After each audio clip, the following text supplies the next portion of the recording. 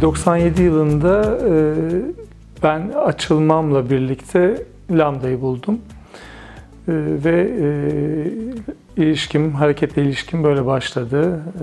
Yani çok böyle işte açılmamın üstünden birkaç ay geçmişti. İnternetten böyle bir şeyler okumuştum. Daha çok İngilizce kaynaklar okumuştum. O zaman internet çok sınırlıydı. Ve sonra Lambda toplantılarından bir şekilde haberdar oldum ve oraya gittim. O zamanlar Lambda'nın bir kültür merkezi yoktu. Şeyde toplanıyordu, Toplumsal Araştırmalar Vakfı'nın mekanında toplanıyordu. Oraya bir kira ödüyordu. O zamanki yer de Galatasaray Hamamı'nın arka tarafında bir yerlerdi. Biraz böyle zor bulunan bir yerdi. Ben de zaten böyle Kezban ve Lubunya olarak titreye titreye gitmiştim.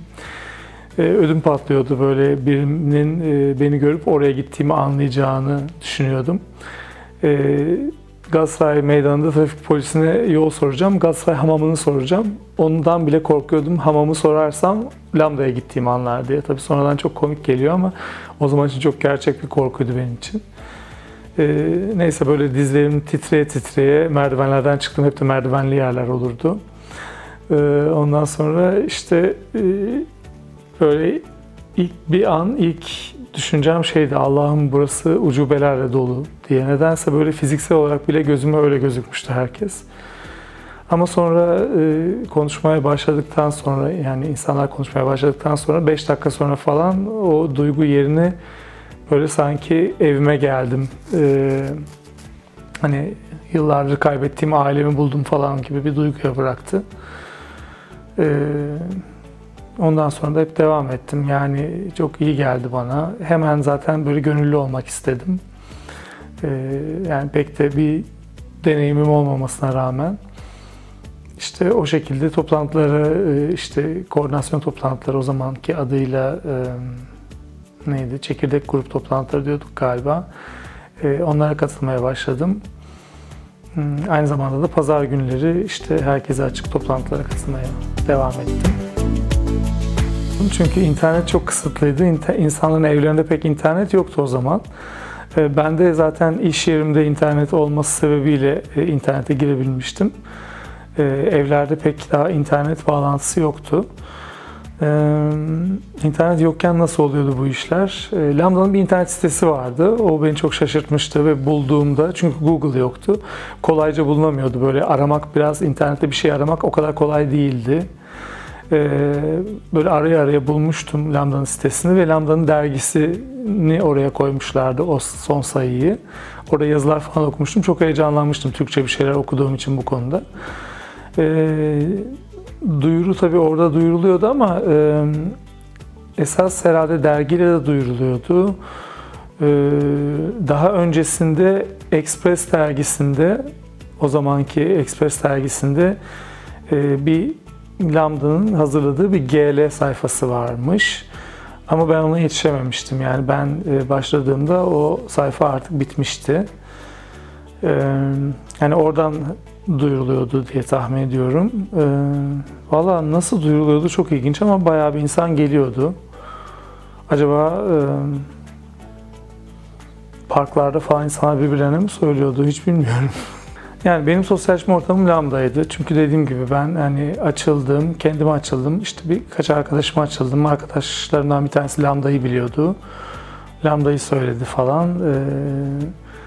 İşte barlar, kafeler falan vardı. Bir bara gitme girişimimiz oldu şeyden önce.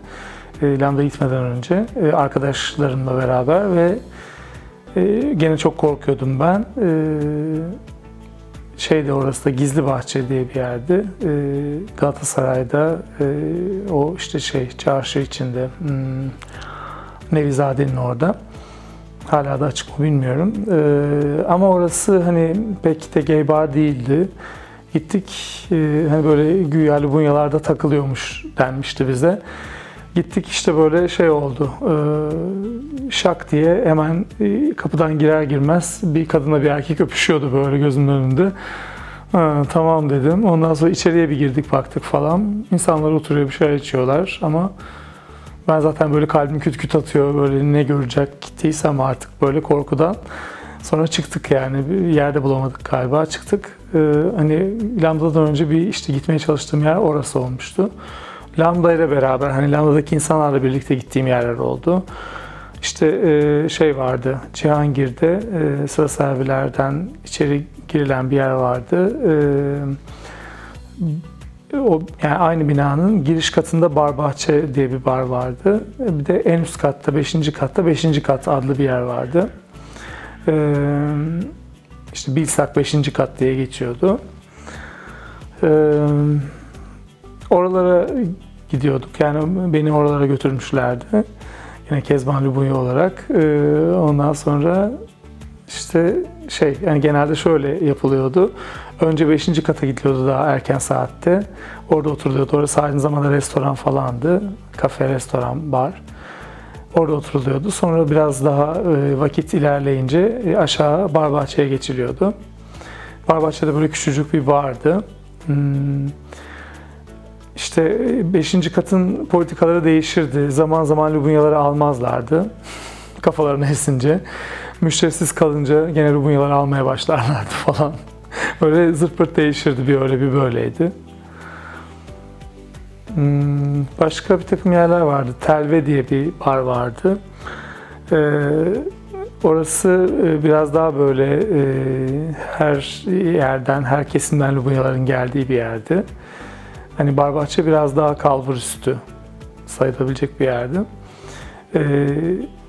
Telve özellikle de işte Barbahçe 2'de kapanırdı, Telve 4'e kadar açık olurdu. Barbahçe kapandıktan sonra Telve'ye akarlardı insanlar. Orada işte böyle hani kamyoncu tabir edilen insanlardan tut, işte Murat Anmungan'a kadar herkes gelirdi. İşte Türkçe pop çalardı. Güzel, eğlenceli bir yerdi bence. Böyle işte karanlık, bir giriş katında işte böyle bir pist vardı. Ondan sonra üst katta da böyle merdivenlerle çıkılan bir yer, bir nasıl diyeyim, ufak bir yer vardı. Böyle oradan böyle aşağı bakardın ve tuvaletler vardı üst katta. Öyle bir yerdi. Orada böyle bayağı gecelerim geçmişti. Bir de çünkü olmuştu, açıldım. O açılmak böyle bende acayip bir şey yarattı. Kabıma sığamama hali yarattı. İşten istifa ettim, çalıştığım işten. Böyle gecelere aktım. O Telve'de de bayağı böyle işte bir köşede koli bekleyerek geçen gecelerim olmuştu. Gayet kezban bir şekilde. Hayal kırıklıklarıyla dolu geceler. Başka bir dönem gene 98'de falan bir kafe açıldığını hatırlıyorum.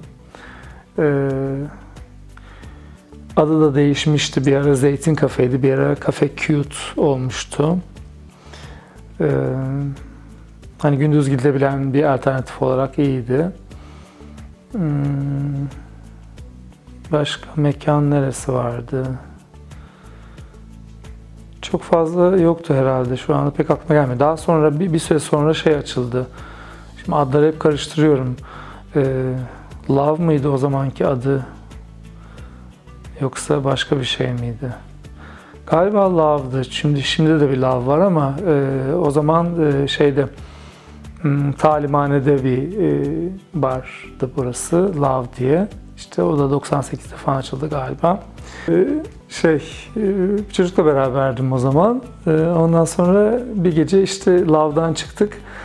Sabaha karşı işte 4 falan. Ondan sonra tam kapıda böyle gideceğiz. İşte birilerini bekliyoruz, hatırlamıyorum.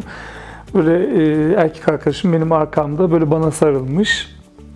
Böyleyiz. Ondan sonra tam o anda biriyle burun buruna geldim. Benim liseden bir arkadaşım.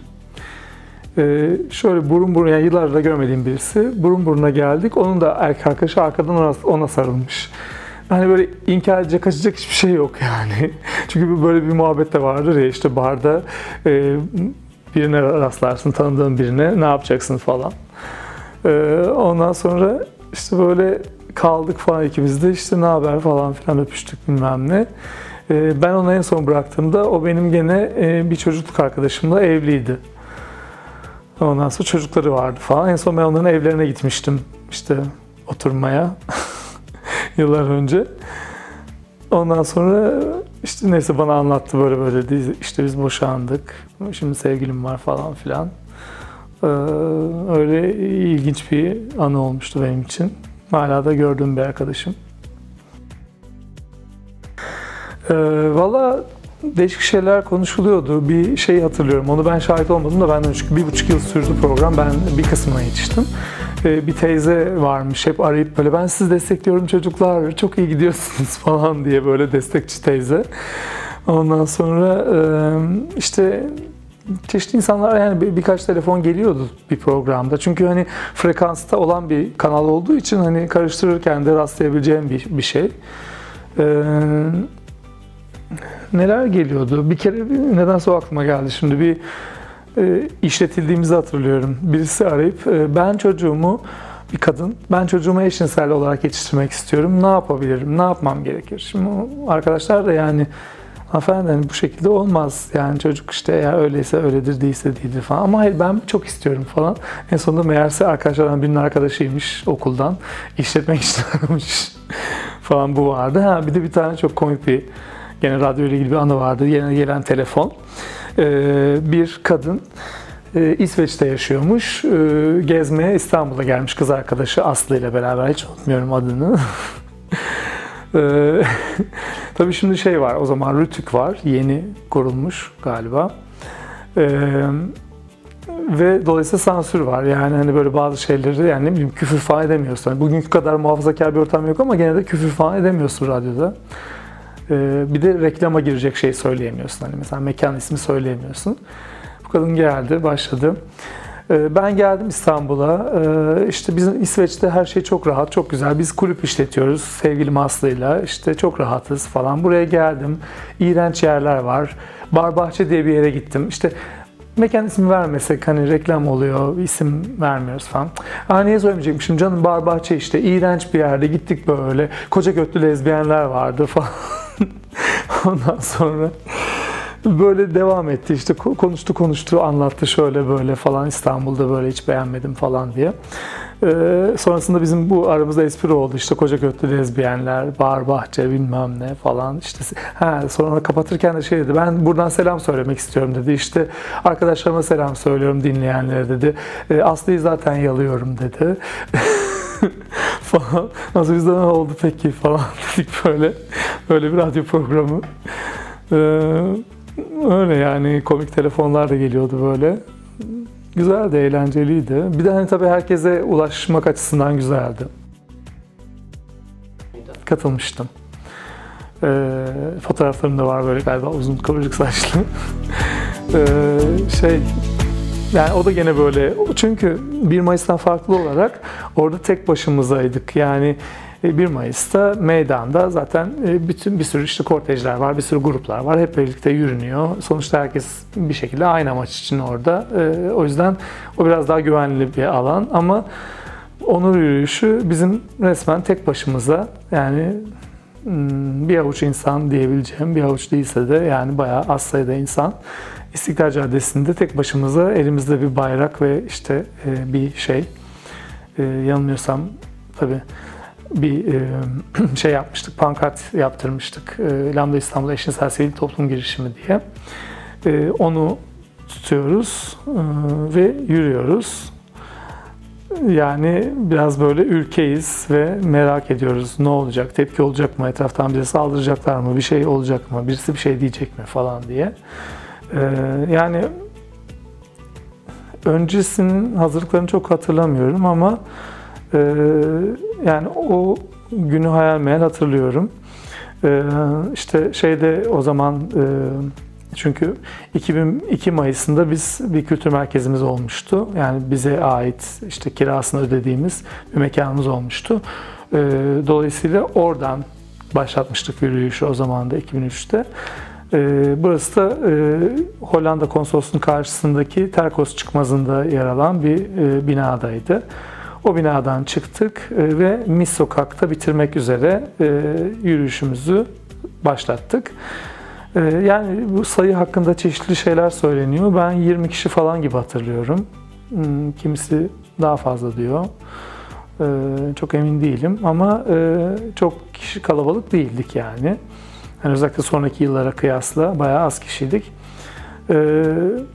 İşte elimizde tutuyoruz onu, pankartı, yürümeye başladık falan. Dövizlerimiz var mıydı hatırlamıyorum. Yani bir şey olmadı. Hani olumlu olumsuz bir tepki hatırlamıyorum. Ama tabii basına haber vermiştik. Dolayısıyla Mis Sokak'ta basın vardı. İşte hani görüntüye aldılar falan bunu. Bir açıklama okuduk orada. Deniz okumuştu açıklamayı. Yani bunun gerçekten hani şeyi hatırlıyorum aslında. Yani çok net hatırlamıyorum olayı. Şimdi fotoğraflardan falan biraz hatırlıyorum daha çok. Ama tabii o zaman için biz onun böyle bir başlangıç olacağını, ileriki yıllarda bu kadar büyüyeceğini falan tabii hiç düşünmemiştik. O an sadece attığımız bir adımdı bizim için. Sonradan tabii sembolik önemi büyük oldu.